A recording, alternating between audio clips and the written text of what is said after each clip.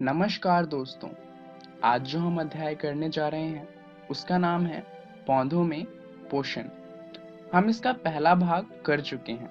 आज हम इसका दूसरा भाग करेंगे जो कि इस अध्याय का आखिरी भाग है। चलिए जानते हैं इस भाग में हम क्या जानने वाले हैं। इस भाग में हम बात करेंगे स्वपोषण तथा विषम पोषण के बारे में, और हम जानेंगे विषम पोषण में पोषणों के प्रकार के बारे में। तो चलिए शुरुआत करते हैं स्वपोषण को जानते हुए। वैसे जीव जो अपना भोजन स्वयं बनाते हैं उन्हें स्वपोषी तथा प्रक्रिया को स्वपोषण कहते हैं। क्या आप इसका उदाहरण सोच सकते हैं? जैसा कि हम तब से पढ़ते आ रहे हैं, जो पौधे होते हैं वो अपना खाना खुद बनाते हैं। तो पौधे स्वपोषी होते हैं और इनकी खुद से खाना बनाने की प्रक्रिया को स्वपोषण कहते हैं। तो चलिए जानते हैं विषम पोषण को। विषम पोषण स्वपोषण का दरअसल उल्टा होता है। इसमें क्या है, वैसे जीव जो अपना भोजन स्वयं नहीं बना पाते उन्हें कहा जाता है विषम पोषी, और इस प्रक्रिया को कहा जाता है विषम पोषण। यहाँ पर इसका उदाहरण है खुद हम, क्योंकि हम अपना खाना खुद नहीं बना सकते। हम पौधों पर निर्भर करते हैं अपना खाना बनाने के लिए, क्योंकि हम अपना खाना सिर्फ पकाते हैं, बनाते तो पौधे ही हैं। इसके अलावा जितने भी जानवर हैं वो सभी विषम पोषी के उदाहरण हैं। हम ये कह सकते हैं कि पौधों को छोड़कर जितने भी जीव जंतु इस पृथ्वी पर पाए जाते हैं वो सभी विषम पोषी होते हैं, क्योंकि इनमें से कोई भी अपना खाना स्वयं नहीं बना सकता। तो पौधों की बात करें तो क्या सभी पौधे अपना भोजन खुद बनाते हैं? क्या कोई सा ऐसा पौधा नहीं है जो दूसरे पौधों पर निर्भर करे? दरअसल ऐसे पौधे हैं। उदाहरण के लिए अगर हम अमरबेल के पौधे की बात करें तो ये अपना भोजन उस पेड़ से प्राप्त करता है जिस पर ये आरोहित होता है। ये अपना खाना खुद नहीं बनाता। ये कुछ उन पौधों में से है जो अपना खाना स्वयं नहीं बना सकते। तो चलिए अब बात करते हैं पोषण के प्रकार के बारे में। सबसे पहला प्रकार है परजीवी पोषण।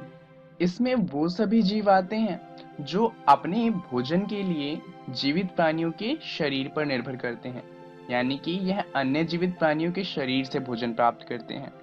उदाहरण के लिए अमरबेल, रेफ्लेसिया और मिसल्टो इनके उदाहरण हैं।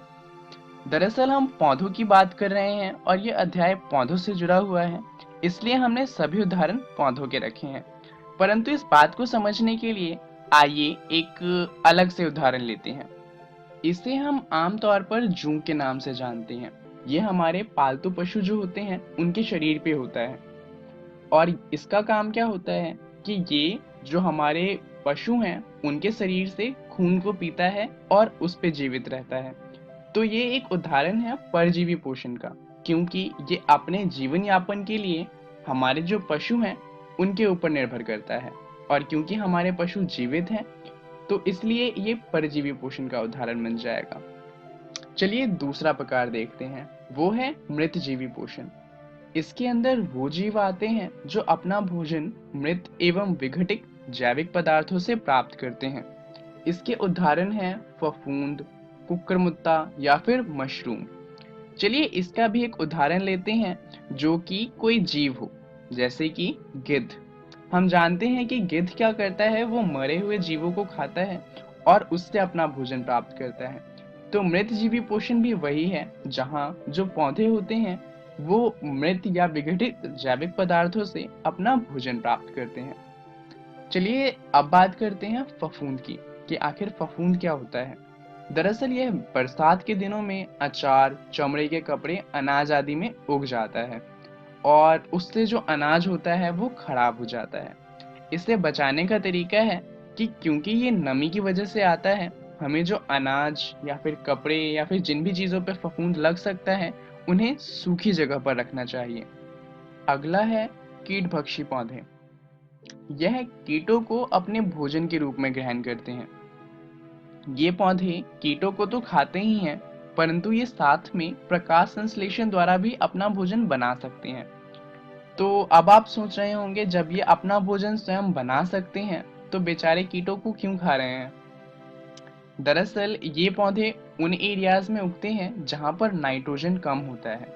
अब पौधों को नाइट्रोजन तो चाहिए, तो इसलिए ये क्या करते हैं, ये कीटों को खाते हैं ताकि उन्हें जो नाइट्रोजन चाहिए वो नाइट्रोजन मिल सके। क्योंकि कीटों के अंदर नाइट्रोजन होता है, तो पौधों की जो नाइट्रोजन की पूर्ति चाहिए वो ये पूरी कर देते हैं। चलिए अब बात करते हैं सहजीवी पोषण के बारे में। यह इन सभी में से सबसे मजेदार तरीके का पोषण है। इसमें क्या होता है कि भिन्न भिन्न प्रकार के दो जीव आपस में अपना आवास एवं पोषक तत्व एक दूसरे के साथ बांटते हैं। ऐसे जो संबंध होते हैं इन्हें कहा जाता है सहजीवी पोषण, और ऐसे जो जीव होते हैं वो कहलाते हैं सहजीव। इसका उदाहरण है लाइकेन, जिसमें शैवाल और कवक साथ साथ रहते हैं। अब यहाँ पर क्या है कि शैवाल तो अपना खाना खुद बना सकता है, परंतु कवक अपना खाना खुद नहीं बना सकता। परंतु जब दोनों साथ में रहते हैं तो दोनों के खाने की पूर्ति हो जाती है।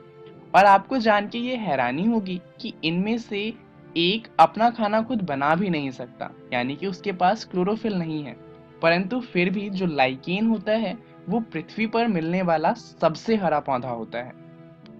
तो चलिए जानते हैं इस वीडियो में हमने क्या जाना। हमने जाना स्वपोषण तथा विषम पोषण के बारे में, और उसके बाद हमने जाना विषम पोषण में पोषणों के प्रकार के बारे में। धन्यवाद।